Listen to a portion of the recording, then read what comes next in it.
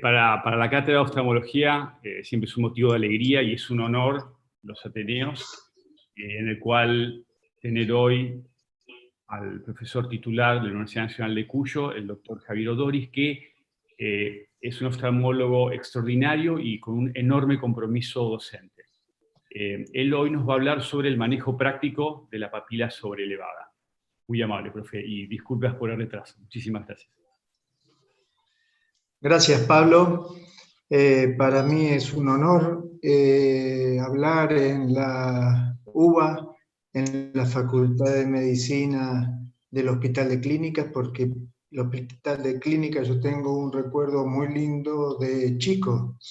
Vos sabés que mi padre fue profesor titular de fisiología humana en esa facultad, y toda su carrera docente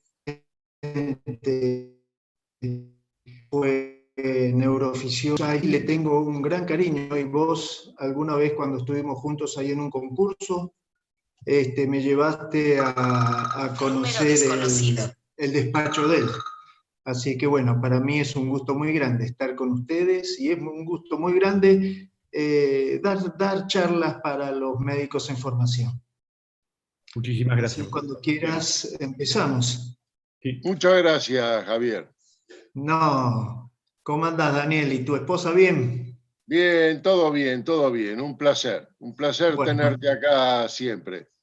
Un abrazo grande. Ya nos Me acuerdo, vemos. hace muchos años anduvimos tomando sol juntos en Cancún. Exactamente, los 4. Pero muchos. Bueno. Un abrazo enorme.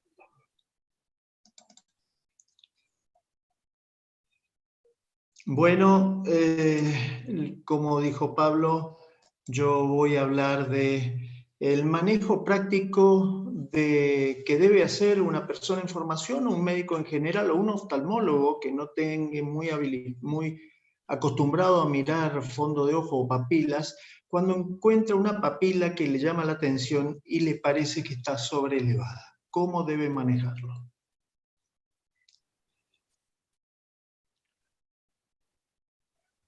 Perdón un minuto.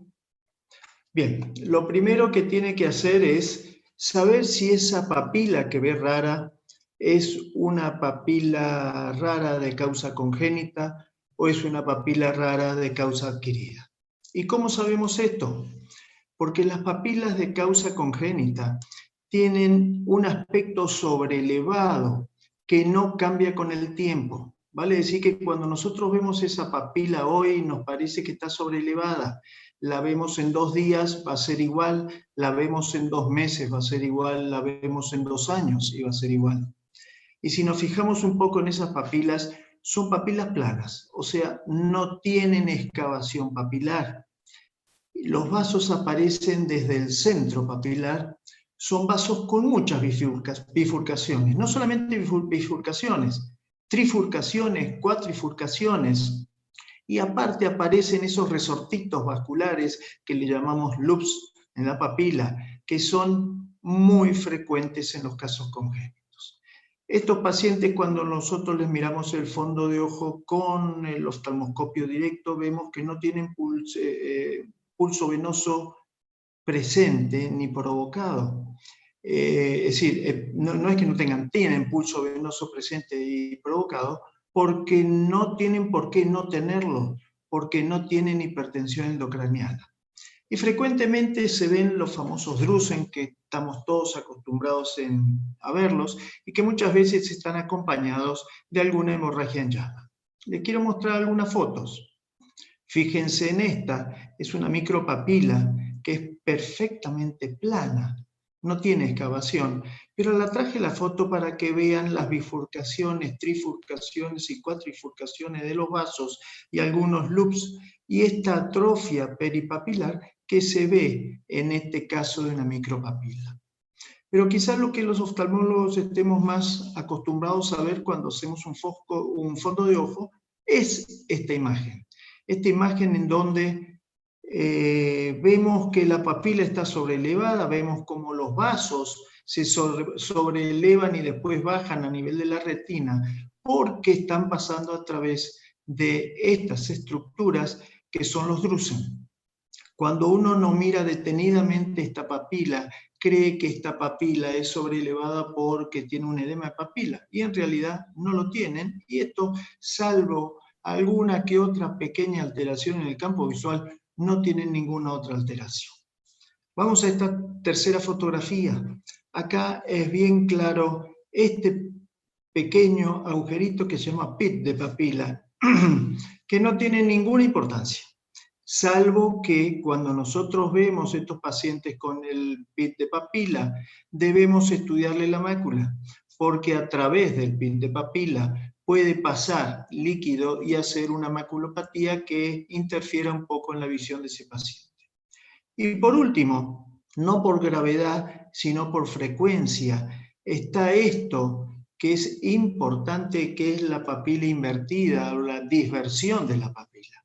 ¿Qué quiere decir esto? Es un nervio óptico que se ha insertado en el globo ocular en forma oblicua, de tal forma que si uno ve un extremo del nervio óptico o de la papila y el otro extremo opuesto de la papila, tienen alturas diferentes. Cuando nosotros vemos este inferior, por ejemplo, y hacemos foco acá, este se nos sale de foco, y cuando hacemos el foco en el superior, el inferior se nos sale de foco, porque están fuera de altura. No es porque acá haya un edema, pero nos impresiona que tenga un edema. Aparte, estos pacientes frecuentemente tienen una media luna miópica, generalmente tienen un astigmatismo que hacen que aparte de la disminución de visión o no, tengan dolores de cabeza. Y entonces, cuando uno le hace un campo visual a estos pacientes, aparecen defectos inespecíficos del campo visual que no tienen patente neurooftalmológica. Pero si uno inadvertidamente junta un paciente que le duele la cabeza, un paciente que le parece que tiene un borde borroso en la papila y un paciente que se queja de que no ve bien, entonces, o que tiene alteraciones en el campo visual, ahí puede equivocarse, pensar que tiene un edema papilar e iniciar todo el camino del estudio de un edema papilar para terminar al final diciéndole a los padres que esto lo que tiene es una alteración congénita y lo va a tener siempre. Entonces, ¿cuál es el manejo de las causas congénitas? Por más que sean congénitas, no debemos dejar de evaluar neurológicamente a un paciente, porque puede tener alteraciones neurológicas. Descartar siempre que no sea un pseudotumor cerebral. Y si no estamos completamente seguros, como muchas veces no estamos, del diagnóstico, no tengamos ningún problema en pedir otra opinión a alguien que esté más habituado a mirar papilas. Y por último, no dejemos de obtener una foto, una retinografía para controles posteriores. No confiemos en nuestra memoria de lo que vimos hoy, porque lo que vimos hoy a lo mejor de acá 2 días se nos olvida, o de acá 2 meses no se olvida. No sería nada raro que veamos este paciente de acá 2 años. Es imposible que nosotros nos acordemos de cómo era la papila hace 2 años. Entonces, saquémosle una foto, guardémoslo en su historia electrónica y no vamos a tener problema cuando la veamos después. Pasado estas pocas palabras sobre las causas congénitas, quiero referirme a las causas adquiridas. Las causas adquiridas de edema de papila sobrelevada son muchas. La hipertensión endocraniana, las neuropatías isquémicas, las inflamatorias, o sea, las neuritis ópticas, pero las compresivas, las infiltrativas, las tóxicas, las obstrucciones vasculares como la vena central de la retina. Es decir, son muchísimas. Como son muchas y en virtud del tiempo, yo me quiero referir a 2, que son la hipertensión endocraniana y las neuropatías ópticas isquémicas, cada una con sus 2 vertientes, dejando de lado la inflamatoria, que la vemos muy frecuentemente y que me parece que los oftalmólogos estamos más habituados a verlo y a tratarlo, y sí hablar sobre cómo manejar y diagnosticar un fondo de ojo con una hipertensión endocraniana o un fondo de ojo con una neuropatía isquémica. Vamos a hablar de entonces la primera y más importante y quizá la más grave, que es el edema de papila por hipertensión endocraniana. ¿Qué pasa acá? Acá hay una masa ocupante que aumenta la presión dentro de la cabeza y entonces se produce una degeneración de los axones sin haber edema intracelular glial. Entonces esa presión dentro de la cabeza se transmite por los nervios ópticos a través de las meninges, produciendo un aumento de la presión perineural, que daña el flujo axoplásmico, fundamentalmente el flujo axoplásmico rápido, y termina en un hinchazón o edema de papila, que es el que vemos nosotros en el fondo de ojo. ¿Cuál es la clínica de estos pacientes? Cuando nosotros vemos un paciente con un edema de papila, tenemos que ver si es unilateral o bilateral. Y en este caso, siempre es bilateral. Podrá no ser igual el edema de papila de un lado que del otro, pero siempre que hay edema de papila de un lado, va a haber edema de papila del otro lado. Podrá tener distintos aspectos oftalmoscópicos ese edema de papila de acuerdo al periodo evolutivo en donde que está cursando. Puede ser incipiente o puede ser ya final, pero tienen características comunes que ya vamos a ver cuáles son. Estos pacientes, cuando uno averigua un poco, tienen episodios de amaurosis fugaz, o sea, esos episodios de pérdidas de segundos de la visión que le aparecieron cuando cambiaba de posición, o sea, al sentarse, al pararse o al agacharse. Tienen buena agudeza visual, que lo diferencia de los pacientes que tienen neuritis óptica. Cuando me refiero de buena agudeza visual, me refiero a que no les ha cambiado la visión que tenían antes. Antes podían tener baja visión por un problema refractivo, pero eso no le ha bajado. Frecuentemente tienen cefaleas y son cefaleas que llaman la atención porque los pacientes dicen, me duele la cabeza, es un dolor que nunca he tenido de cabeza. Les llama la atención el tipo de dolor de cabeza. Y si nosotros hacemos el campo visual, obviamente que si tiene un aumento de lo que ocupa la cabeza, el nervio óptico, va a tener un aumento de la mancha ciega.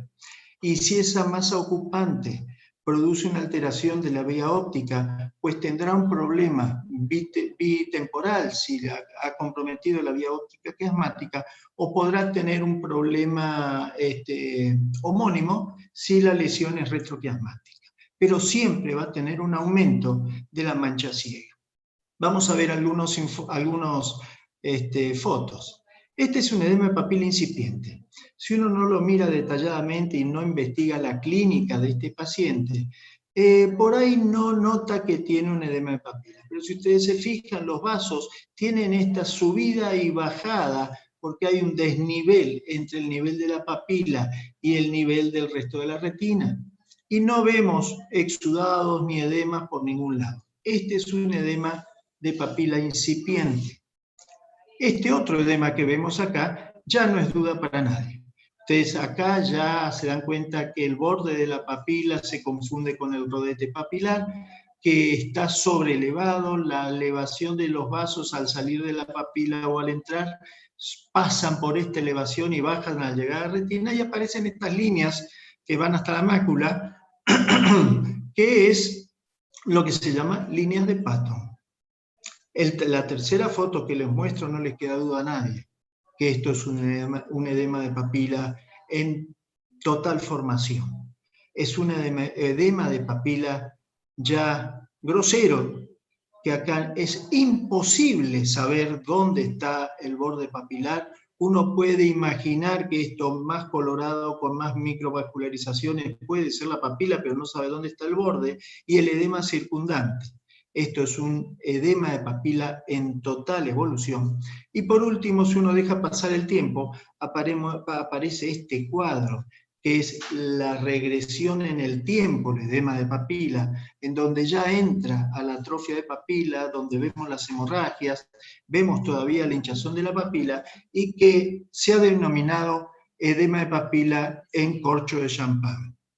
Ya que estamos en Mendoza, decimos eso. Acá les muestro una tomografía de coherencia óptica, una OCT.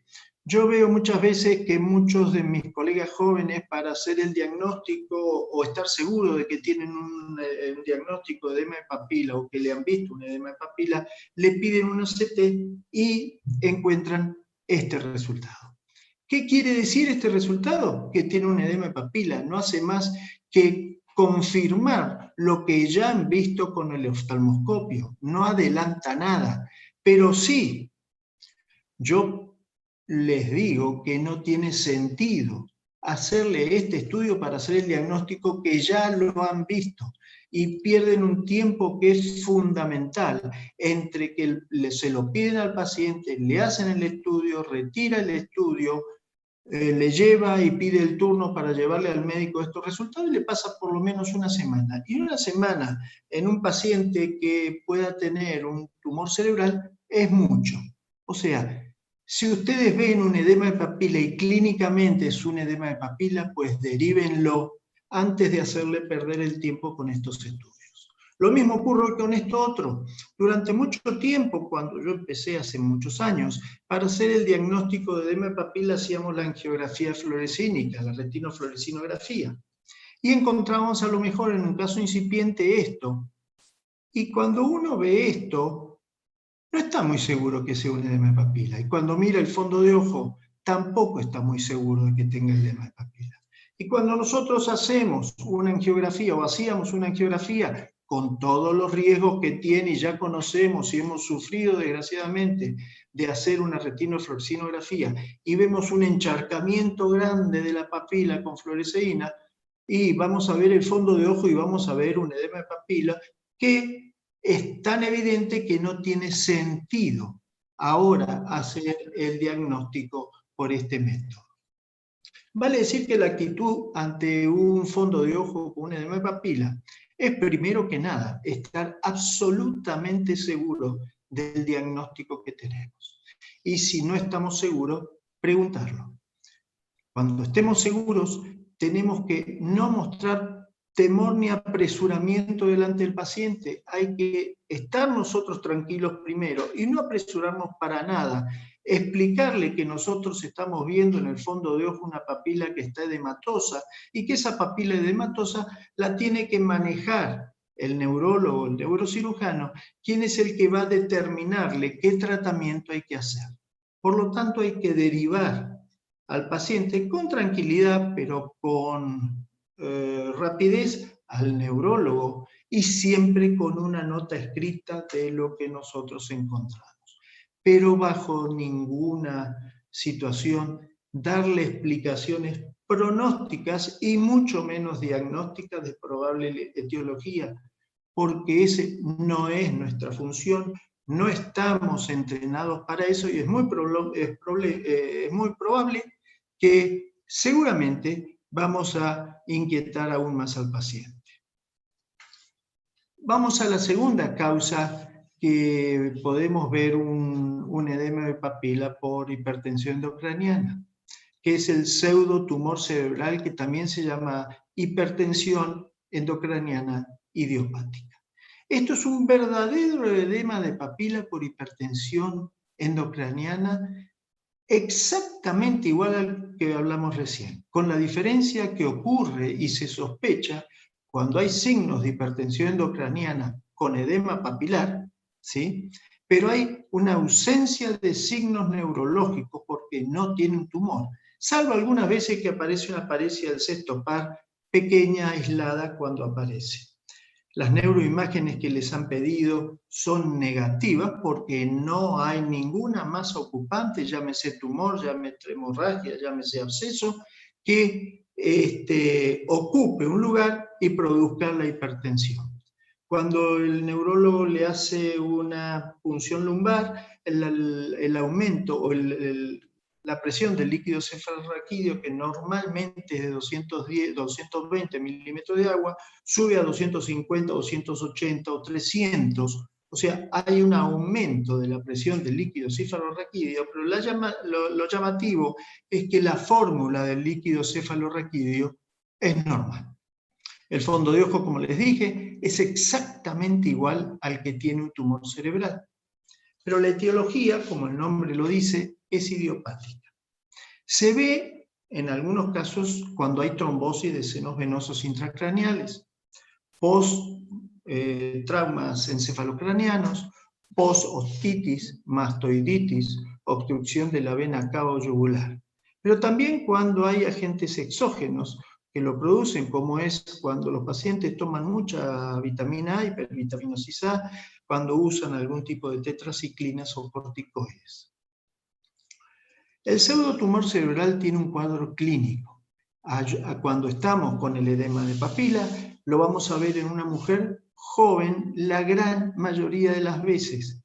Joven entre los 20 años, 22 años y 40 años, con cierto grado o importante grado de obesidad, con alteraciones endócrinas, sobre todo irregularidades menstruales, con fuertes y frecuentes dolores de cabeza, que es lo que le llama la atención y es la que la lleva a la consulta, y que cuando le hacemos un campo visual encontramos un aumento de la mancha ciega, como es lógico.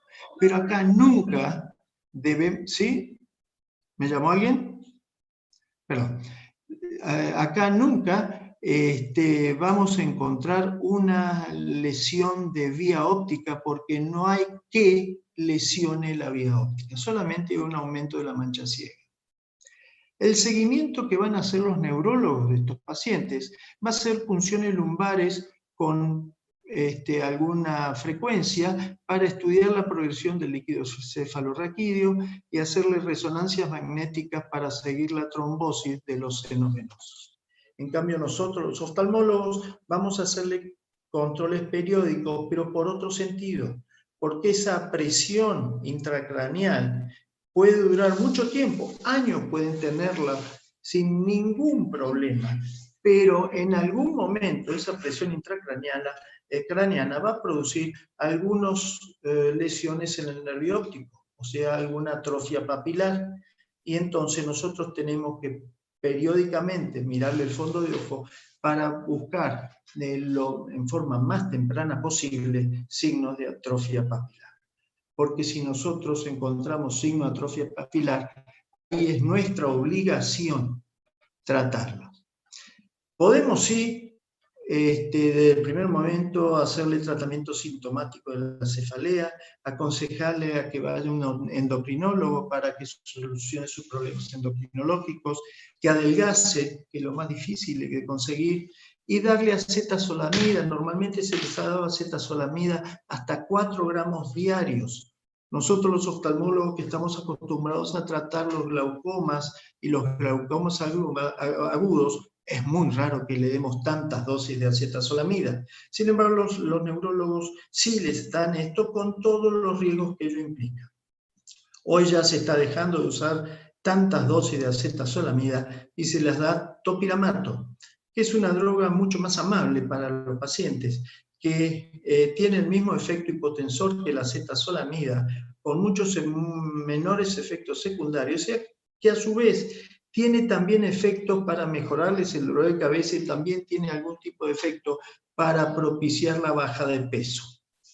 Desde el punto de vista quirúrgico, durante mucho tiempo el tratamiento era hacer un shunt lumboperitoneal.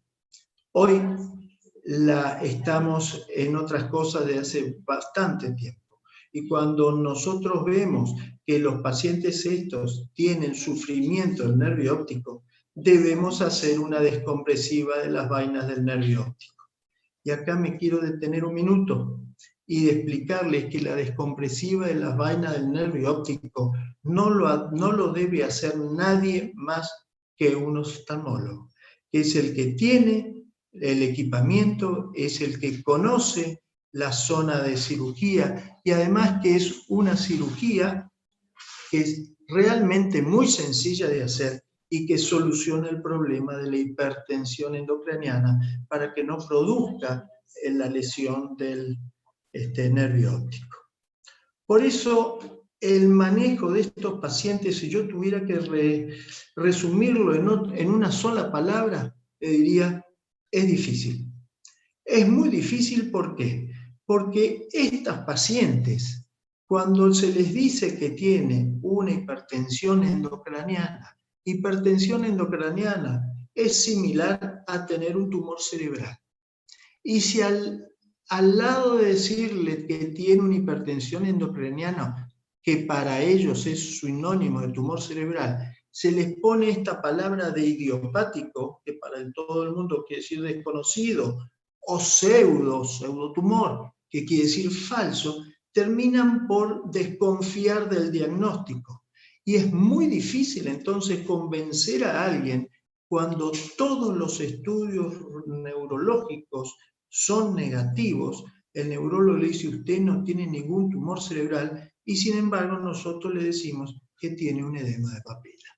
Por eso es realmente difícil y hay que pasar mucho tiempo explicándole a ellos y a los familiares de que el único problema de esto es que hay que controlarles el nervio óptico. Terminado este capítulo, pasamos a las otras causas que producen papilas sobrelevadas, que son las causas por isquemia, como es la neuropatía óptica isquémica o AION, en el caso que tiene dos variantes, una por causas de arteriosclerosis, otra por causas de procesos arteríticos. Pero en realidad tanto una como el otro lo que produce es un verdadero infarto, un stop de la irrigación de la cabeza del nervio óptico, que está dada por este círculo de Siegenthaler, que es una malla de arterias muy pequeñitas que irrigan toda la papila y que son ramas de la arteria ciliar corta posterior. Por alguna causa se produce este infarto y, como todo infarto, produce una disminución abrupta de la zona que irriga. Si es el nervio óptico, fíjense acá, lo primero que aparece es la palidez con el edema por isquemia y la pérdida de función, o sea, el paciente disminuye abruptamente su agudeza visual. ¿Cómo es la clínica de estos pacientes? Como les decía, es una isquemia aguda por un infarto papilar. Con el mismo infarto que puede producir en cualquier otro lado, se le produjo en la cabeza del nervio óptico. Y entonces va a verse una papila edematosa y pálida, pero de un solo lado, que no le duele, que no es progresiva y que desgraciadamente es irreversible. Si nosotros le hacemos el campo visual, vamos a encontrar distintos grados de lesión, pero lo más común de todo es que tenga una alteración altitudinal, tanto superior como inferior en el campo visual. Y se dan pacientes de edad más o menos media de la vida, entre 45 y 70 años. Debo decirles que yo siempre hablé de edad media de la vida entre los 45 y 60. Hace poquito cumplí 70, así que le cambié y le puse edad media de la vida 70 años. Pero que es potencialmente bilateral. Esto es importante saberlo. Entonces, ¿cómo es el aspecto oftalmoscópico? Nosotros vemos a este paciente que nos dice que se levantó a la mañana, que cuando fue a lavarse la cara se miró en el espejo y algo no veía bien, o cuando se estaba maquillando, o cuando se estaba afeitando, y se le ocurre cerrar un ojo y cerrar el otro, y se da cuenta que con uno no ve bien, y se asusta mucho. Y viene a vernos, y nosotros cuando le miramos el fondo de ojo, vemos esta papila pálida, edematosa, con alguna hemorragia en llama. Esto es bastante características, estas pequeñas hemorragias en llamas parapapilares, y que cuando uno le hace el campo visual encuentra esto que es la amputación inferior o puede ser superior del campo visual, que es típico. ¿Por qué se produce esto? Se produce porque el paciente entra en factor de riesgo. ¿Cuáles son los factores de riesgo? El factor de riesgo es que cuando cambia el flujo sanguíneo, que normalmente es laminar, cambia a ser turbulento.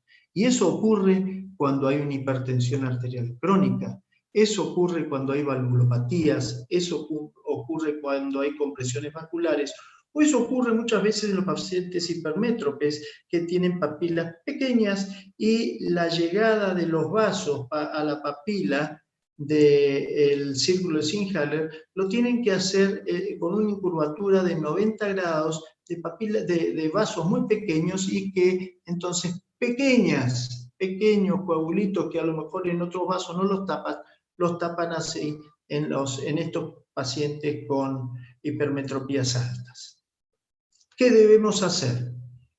Lo primero que tenemos que hacer con este paciente es sentarnos tranquilamente y decirle que él debe obligatoriamente hacerse un control hemodinámico para que no vuelva a ocurrir que su sangre intravascular, que tiene que ser laminar, se vuelva turbulenta. Y hacerle una explicación detallada de todo lo que le ocurrió. Y lo más importante, no solamente de lo que le ocurrió y que eso es irreversible, sino lo que le puede llegar a ocurrir. Por eso es importante esa explicación hacerlo con un familiar al lado. Si ha venido con la esposa, con el esposo, con la novia, con alguien y está esperando en la sala de espera, que pase y escucha. Y si no, explicarle a él y citarlo después a los familiares junto con él para explicarle todo cómo es el cuadro.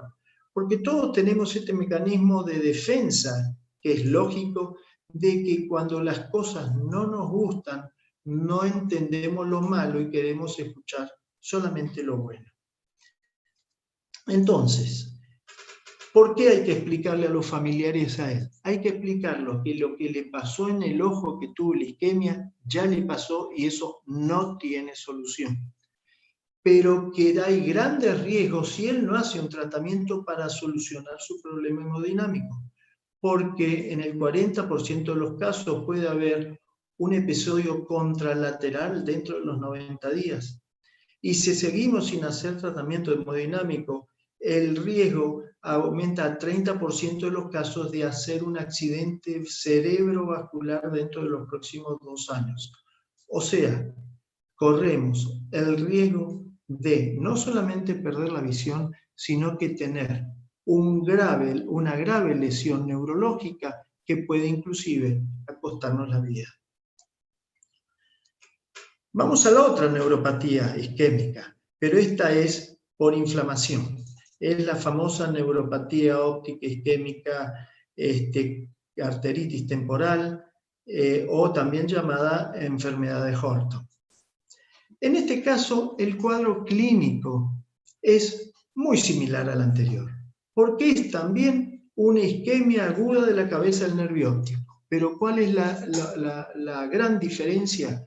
Que estos, si yo tuviera que decirle en una palabra cuál es la diferencia entre una y otra, le diría que los pacientes que tienen una arteritis temporal vienen al consultorio y uno los ve que están enfermos. Los otros vienen asustados porque dejaron de ver de un ojo. Esto es un paciente que está realmente, que se siente enfermo. Pero es una edad en donde aparece en la cuarta etapa de la vida, entre los 85 a 90 años. Antes era muy raro ver un paciente de 85 años o 90 años, ahora lo vemos periódicamente, hasta vienen pacientes de 90 años vestidos muy lindos con su celular para que lo operemos de catarata, o sea que cada vez más vemos arteritis temporales. No se da en pacientes con menos edad.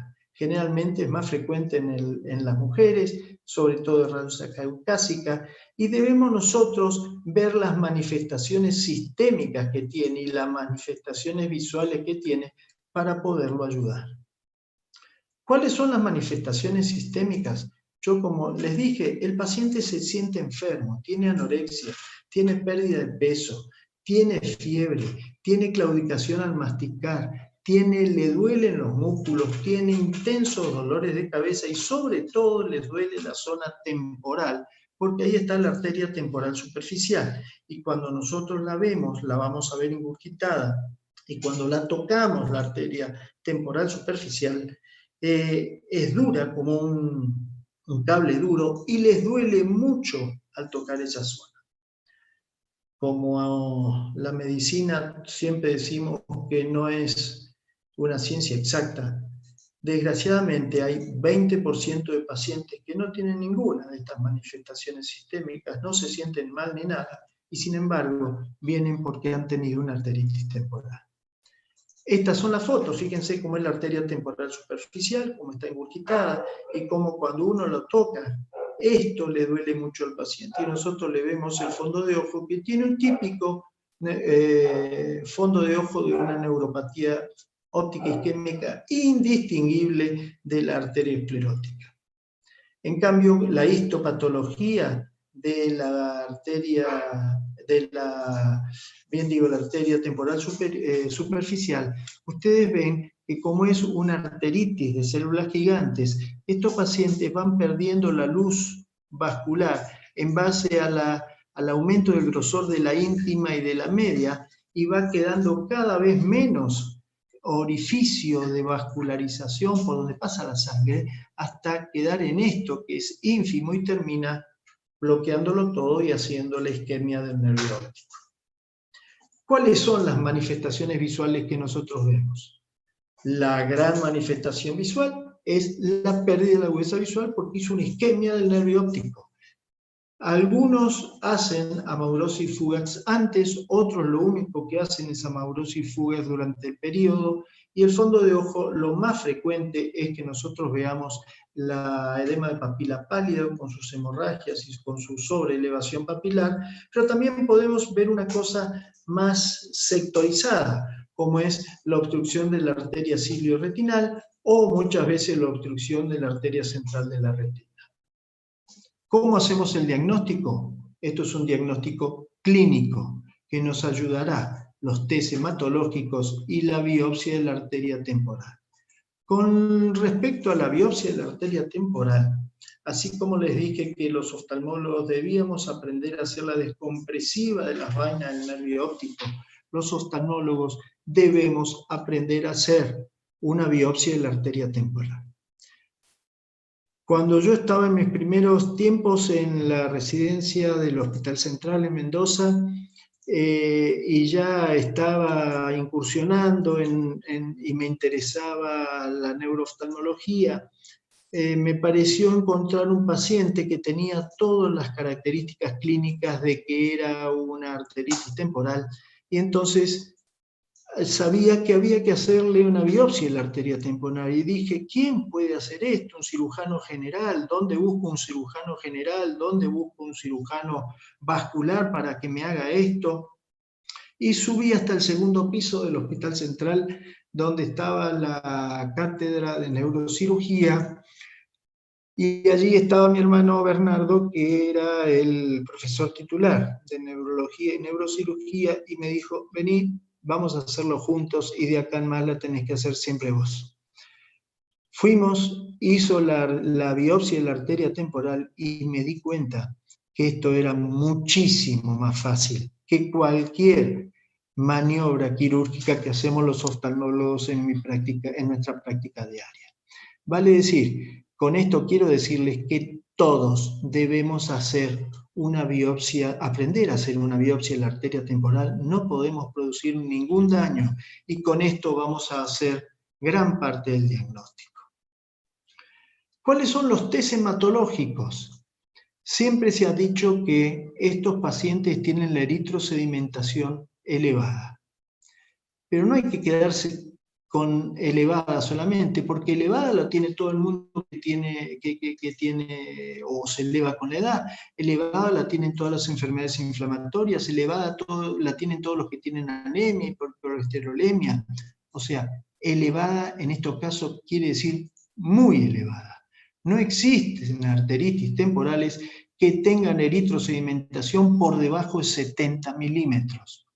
O sea, no piensen que un paciente puede tener una arteritis temporal si tiene 50 o 45 de eritrosedimentación. Pero, como siempre, la clínica nos complica las cosas, y encontramos que el 20% de pacientes sanos tienen también una eritrosedimentación elevada. Es importante hacer test hematológicos, son muy sencillos, y el más importante que tenemos que hacer es pedirle la proteína C reactiva, que normalmente tiene valores de 0,5 miligramos por decilitro. Y cuando estos pacientes tienen una arteritis temporal y hacen una isquemia del nervio óptico, sube rápidamente 100 veces, o sea, sube a 50 miligramos por decilitro rápidamente. Es un estudio que se hace muy rápido, es muy barato y se hace en cualquier laboratorio, y que por suerte no tiene relación ni variaciones con la edad, ni tiene relación ni variaciones con el sexo. O sea, no se olviden de pedir esto mientras preparan las cosas para hacerle la biopsia de la arteria temporal. Y acá viene el problema, el tratamiento. En la neuropatía óptica isquémica, como les dije, hagamos lo que hagamos, la isquemia del nervio óptico no se la vamos a solucionar. Acá no, acá si nosotros vemos que es un paciente añoso, que tiene está enfermo, que está dolido, tenemos que hacerle tratamientos agresivos. ¿Qué es el tratamiento agresivo? Darle embolometilprednisolona endovenosa 2 gramos por día. 2 gramos por día es una señora dosis. Y después de 1 o 2 días, cuando ya, felizmente, porque reaccionan muy rápidamente estos pacientes al tratamiento así en corticoides y empiezan a mejorar la visión, bajarle y hacer un tratamiento de prednisolona 1.5 miligramos por kilo durante 2 semanas. Y si sigue mejorando, tenemos que disminuirle paulatinamente 10% la dosis semanal y terminar el tratamiento en 6 meses. Ahora, si en este proceso de mejoría en algún momento el paciente empeora, pues hay que frenar y empezar de nuevo hacia arriba y volver, no al shock, pero sí a subirle las dosis de prednisolona. Pero recuerden que estamos hablando de pacientes de 80 a 90 años. O sea que estos pacientes, para hacerle esto, tenemos 2 problemas. Uno, obviamente, el paciente hay que internarlo. Que eso no es tanto el problema, sino luchar contra el internista para explicarle que a este tratamiento hay que dárselo independiente de esa edad, porque si no, vamos a tener problemas. Entonces, el internista debe entender lo que nosotros le explicamos para aceptar hacerle este tratamiento. No tiene ningún sentido darle dosis bajas de corticoides. Porque ¿qué pasa si no le hacemos el tratamiento? Las cosas van a empeorar rápidamente. Esa isquemia de un solo lado, el 30% va a ser del otro lado en las 24 horas si no le hacemos tratamiento. O el 30% va a pasarle lo mismo en una semana, o el 30% va a pasarle lo mismo en un mes. Vale decir que en el 90% de los casos que no hicieron tratamiento, el paciente va a quedar ciego, porque va a tener la isquemia de los 2 nervios ópticos. Entonces, ahí el problema, todo el mundo se va a abrir, el internista va a decir, les dije que era un paciente, pero es un paciente que con muchas probabilidades nosotros podemos restituirle la visión. Vamos a ver las conclusiones entonces que podemos sacar de todo esto. Cuando hacemos el fondo de ojo y vemos una papila sobrelevada, debemos pensar que, primero, ¿por qué está sobrelevada? Y empezar a descartar de lo más importante a lo menos importante. ¿Qué es lo más importante? Que él tenga un tumor cerebral, porque estamos hablando de riesgo de vida. Y entonces, hacer lo que dijimos, derivarlo sin mayores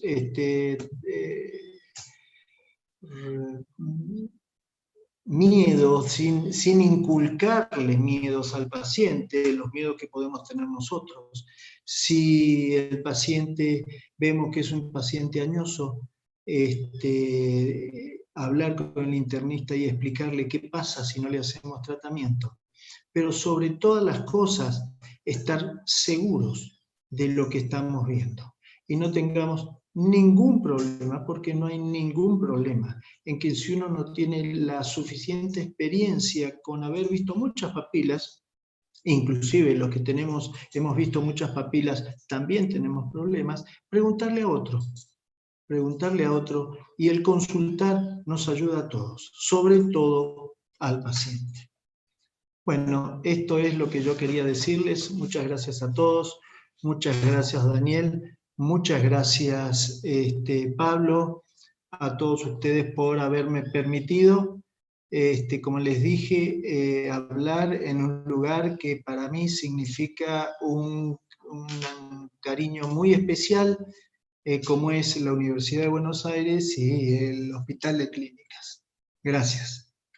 Profe, muchísimas gracias. Hay algunas preguntas en el chat que quisiera hacerle, ya que la doctora Aide Martínez tiene dificultad para entrar por Zoom, no sé por qué.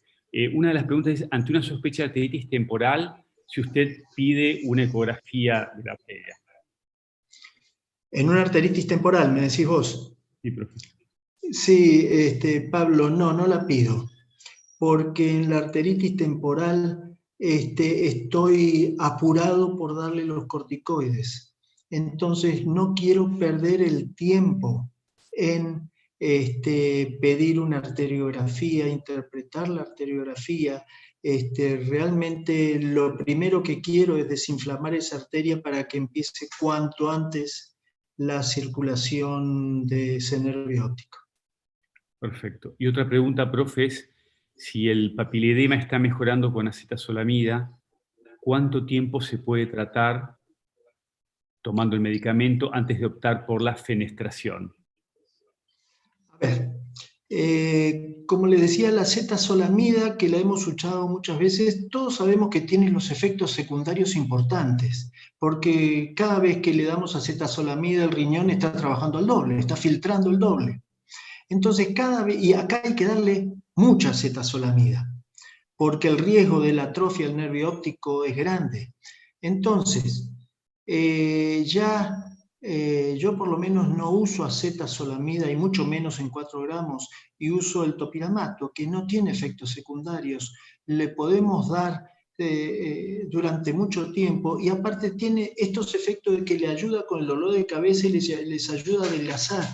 Entonces, trato de no darle acetazolamida, y ya el topiramato te diría que es la droga de elección o la medicación de elección para tratar a estos pacientes. Con respecto a cuándo le hago la fenestración del nervio óptico, en cuanto yo sospeche, ni siquiera vea, sospeche que estos pacientes, que muchas veces llevan hasta años con el edema de papila porque el neurólogo no le encuentra nada y las evaluaciones oftalmoscópicas no muestran nada, y en esto quiero decirles una cosa, el único que puede hacer bien una evaluación del nervio óptico es el oftalmólogo, por una razón práctica solamente. Podrá haber un neurólogo que sabe hacer muy bien el fondo de ojo, pero el que está acostumbrado a ver todos los días un montón de papilas y las puede ver con el oftalmoscopio directo y puede hacer, mientras está haciendo el fondo de ojo, apretarle el globo ocular y ver si hay pulso venoso provocado, es el oftalmólogo.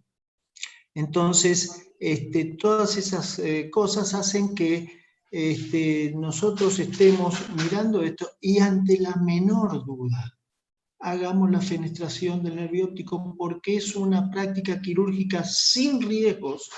Nosotros con Roberto Ebner, me acuerdo que hace ya bastantes años fuimos al Wilside a Filadelfia y nos enseñaron cómo se hacía eso, vinimos, en realidad ellos lo estaban haciendo para tratar las neuropatías ópticas isquémicas, pero de todas formas vinimos muy entusiasmados. Bueno, eso después no anduvo para tratamiento de las neuropatías ópticas isquémicas, pero sí aprendimos a hacer esta cirugía, y yo me he encargado de enseñársela a los residentes, y en Mendoza muchos residentes hacen fenestraciones sin ningún problema.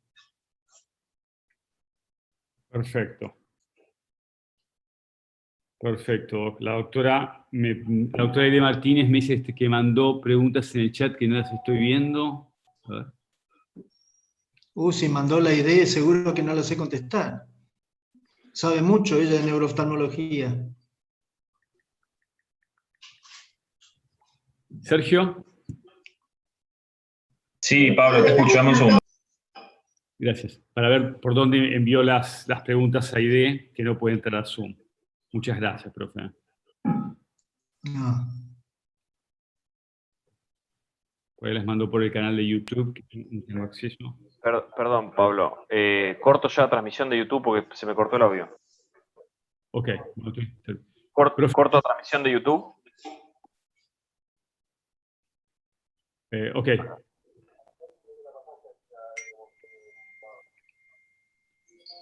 Dame un segundo. A veces tienen en el canal de YouTube las preguntas de Aide. A ver, pará. Ya estoy al aire. O el resto de las preguntas de la gente del servicio. Está la doctora Lidia Ceroto conectada, Nicolás Sago, Mirta. Aide no pudo entrar, no sé por qué. Les reitero a los miembros de la división de oftalmología, no de la cátedra, si pueden esperar al final del Ateneo, que tengo que comunicarles algo.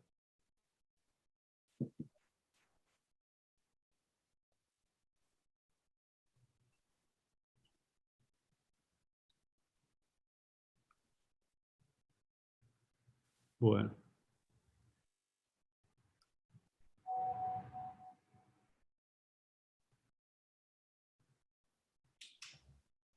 Ok, Sergio me dice que se le corte el audio, entonces que hago el cierre del Ateneo. Profe, muchísimas gracias.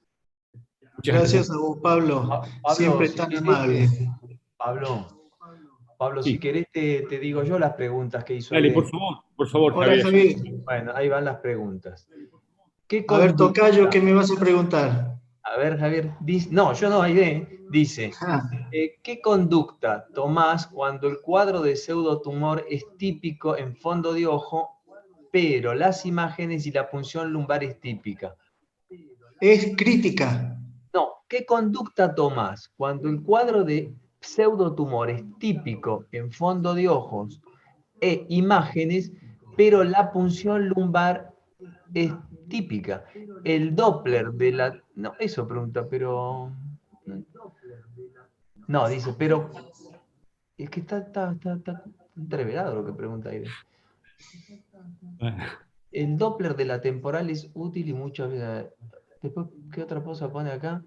Pero cuando la punción lumbar es normal y el cuadro de pseudotumor es típico.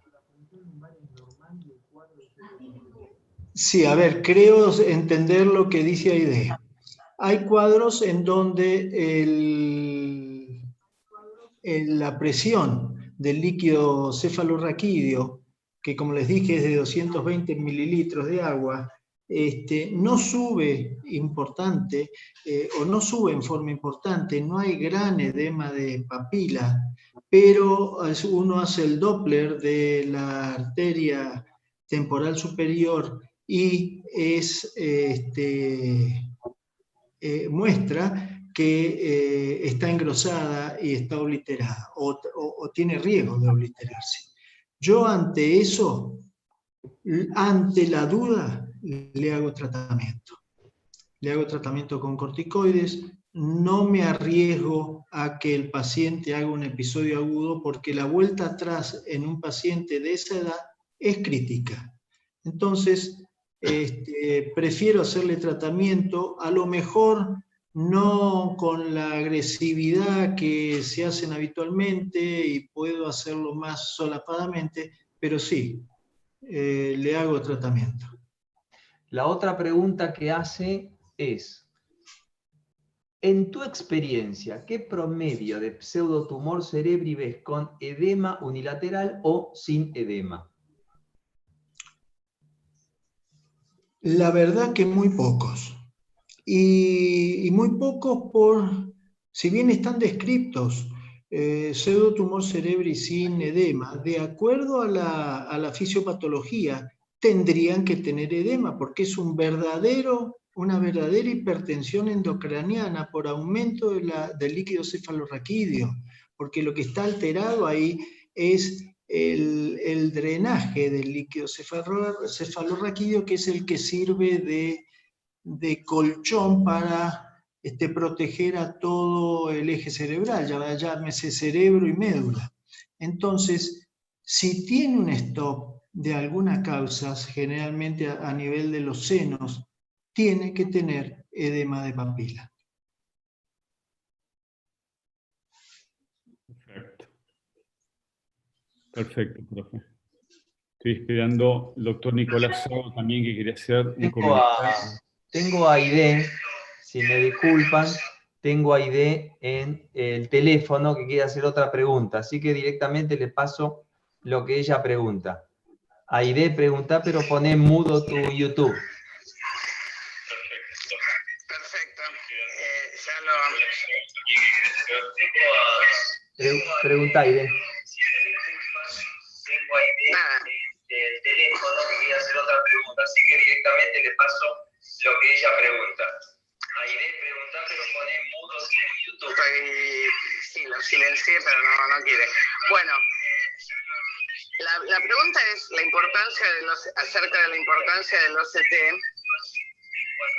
porque en algunos casos, en edema...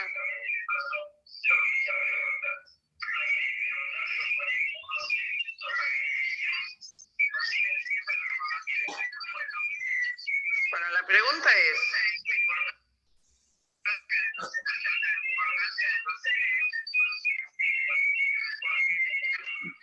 Aide, tenés que poner mudo el YouTube, o bajá, o directamente bajá el volumen de la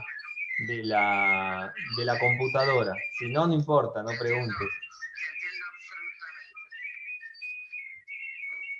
Me alejo de la computadora. Perfecto. La pregunta es, en algunos casos, el OCT...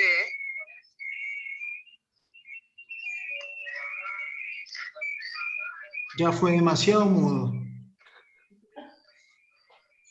ahí va.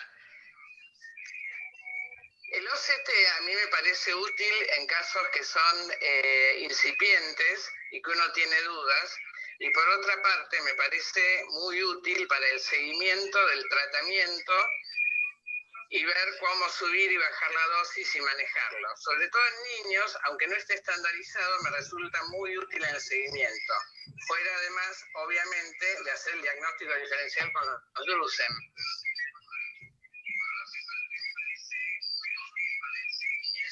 Sí, entiendo la pregunta, Aide. Sí, eso con respecto a las neuropatías ópticas isquémicas. Lo que yo dije del OCT que no me parecía útil era para el tratamiento, para hacer el diagnóstico de un edema de papila por hipertensión endocraniana de causa de masa ocupante. Pero sí, lo que vos decís es cierto, puede servir en los otros casos para ver la evolución del tratamiento. Sí, claro que sí.